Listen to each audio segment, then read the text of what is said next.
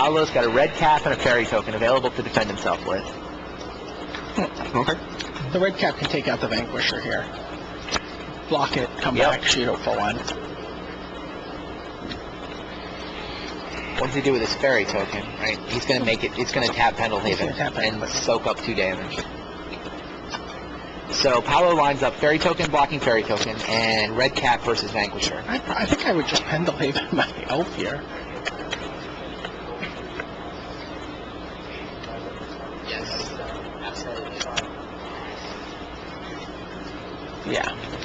Alright, Shuhei would rather get to an extra point of damage than save a fairy token. That makes sense. Red cap comes back. Ooh, and pokes Garrick, not the Vanquisher. Right. Shuhei thought his Vanquisher was going to die. Yeah, clearly. It's interesting. DeRosa is at 4 now. 3. 3 from the Bitter Blossom. Shuhei did use the Garrick to untap, which is like, why not Pendelhaven pre-attack if you're going to do that? What do you think of DeRosa's decision to red cap the Garrick instead of the Vanquisher? Well, he's going to die next turn to overrun, so Oh, okay.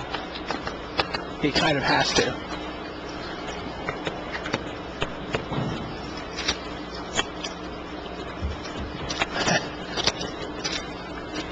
Of course, it's kind of scary to use the Garrick for the overrun with a lot of untapped mana on Paolo's side of the table. Yeah, down here comes You just have command. to, yeah, you just have to worry about the command. All right, Paolo plays a land, shifts the turn. DeRosa's at 3. Shuhei's ready to attack. No command, tapping his men, so now Shuhei gets Still to doesn't line get up his the lands attack. in there. Sorry? Still doesn't get his lands in there. Here comes Llanowar Elf, Vanquisher, and Fairy Token. So it looks like we have a Fairy Conclave and 2 Mutavaults, a red cap and a token that can absorb some damage. Shuhei has not attacked as aggressively as he could. Not sending in Mutavault. Didn't send it. Didn't send it in last turn either.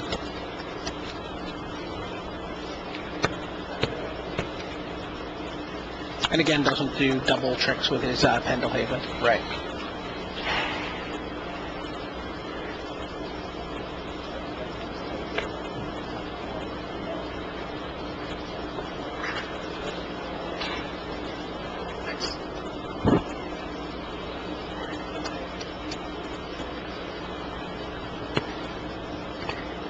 So what's the block here, for Paolo? I'm trying to figure it out. You have to activate your Mutavaults for sure. You have to block the flyer, chump block.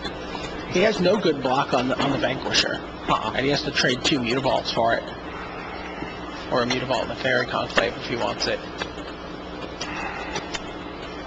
Trade Mutavault Fairy Token, right? Or Mutavault Red Cap. Yeah. He has to trade 2 cards for it.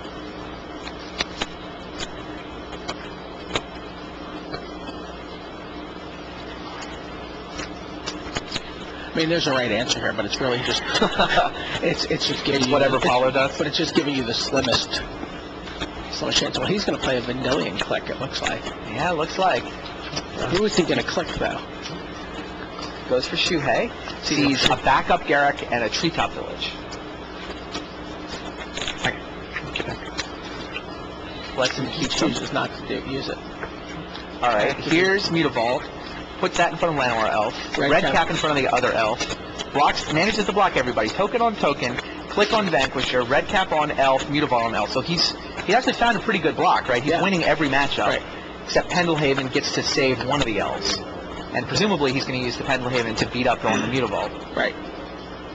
All right, so Paolo is going to save all 3 of his life points, soon to go to 2 with the Bitter Blossom.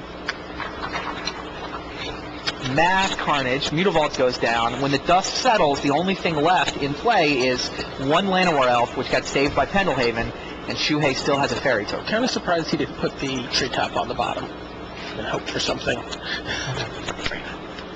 Hope for a less useful land. Yeah, Paolo really likes the clicks. He just wants to know what's up, you know? Yeah. He just wants information about what he's playing against. I think he finds that extremely valuable. Yeah. So another Mutavault Vault from Paolo. He's got another fairy token, so he's at 2. More or less stabilize the board. How many honor counters on Garrett before it can overrun? 4.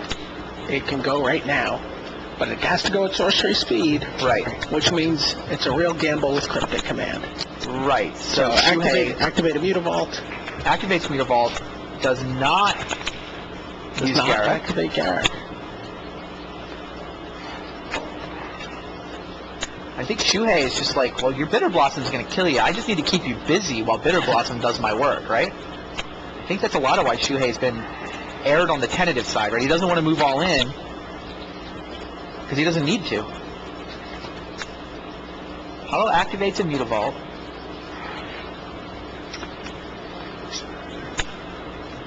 Activates another Mutavault Vault. Now, presumably, you go block, block, block. Pendelhaven is going to save the Llanowar Elf, so fairy tokens are colliding, Mutavault on Mutavault, Mutavault on Llanowar Elf. The terror on the Elf in response to the Pendelhaven means that when the dust settles, Paolo keeps his Mutavault, and Shuhei is once again down to 1 fairy token. Once again, Paolo has defended all of his life, but Bitter Blossom continues to do good work.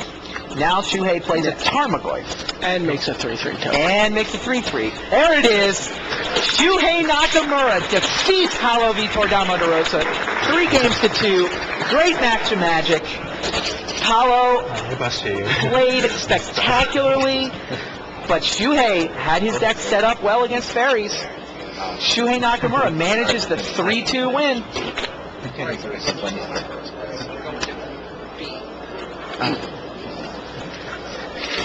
Wow, great match of Magic. Shuhei Nakamura through to the semifinals where he will take on the winner of the match between Jan Roos and Makihito Mahara. Mahara has taken game 4, if I heard correctly. We are now getting ready for another game 5 between another Japanese superstar trying to make it to the semifinals. It'll be the former world champ Mahara against Jan Roos, 2 games apiece. Meanwhile, another update for you on the back table. Charles Gindy is through to the semis. 3-0 sweep over Nico Boni. And when he's always a bad matchup. Boni? Or Gindy? Gindy. Gindy had Colossus advantage, though. I mean, he's up at Colossus. Maybe he's one of those guys, you know, we see that with players all the time. Like, oh, my matchup's so bad. Everybody thinks their matchup's bad. Talks themselves into playing tight, right? So, Nico Boni, the member of the Swiss National World Team Champion team, been doing great, qualified for this event with a top 50 at KL. So he went world team title, top 50 KL, top 8 Hollywood. Top 32 in KL. Top 32, sure. Yeah. He's another, I mean, the Swiss right now, between him and Manuel B. Those guys and don't forget Christoph Huber, who was also on that team, who had himself a very impressive day at Worlds. Good point. Clearly some good Magic being played there, but no more will be played this weekend, at least not on stage on camera. Charles Gindy is through to the semifinals where he'll be taking on either Yonghan Chu or Marin Lebert. Looking like Chu. Lebert has just got a disaster of a matchup there for the Belgian. So here we go. Mahara is playing a Revelark deck. Roos is playing Merfolk. 19. First I need overhead ability to see the table. Oh, I've got it over here.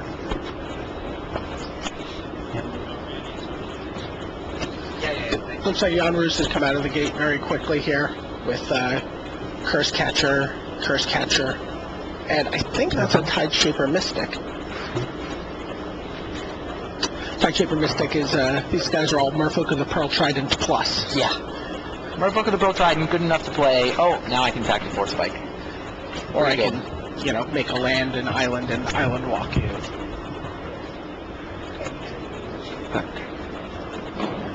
All right, Roos is smashing with his Merfolk.